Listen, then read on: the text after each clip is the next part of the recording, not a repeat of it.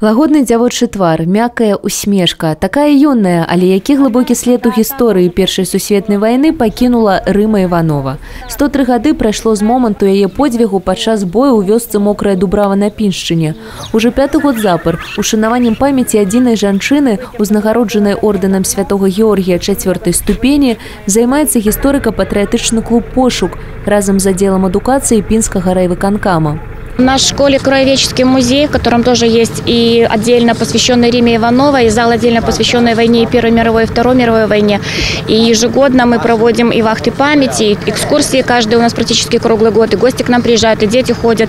И вы знаете, что когда рассказываешь им о войне, о том, что было, и Первой мировой, и Второй, о жертвах, то дети реально, у них слезы на глазах. И когда я однажды проводила экскурсию, тоже заплакала, они стояли, плакали вместе со мной. Гібель афіцэраў, наступленне ворага, усеагульная разгубленасць і толькі яна змагла не страціць рашучасць, смеласць і павяла ў апошні для сябе бой роту солдат. Не каждый сможет в таком раннем возрасте проявить себя так.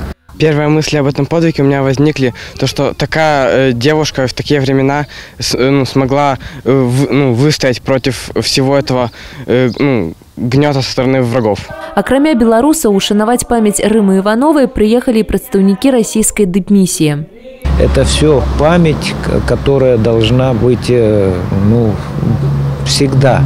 И молодежи об этом помнить, и нам нужно и всем передавать, что это было, и это нельзя никогда забывать. Мы очень благодарны прихожанам, которые откликаются на это дело, которые принимают тоже участие в этой панихиде.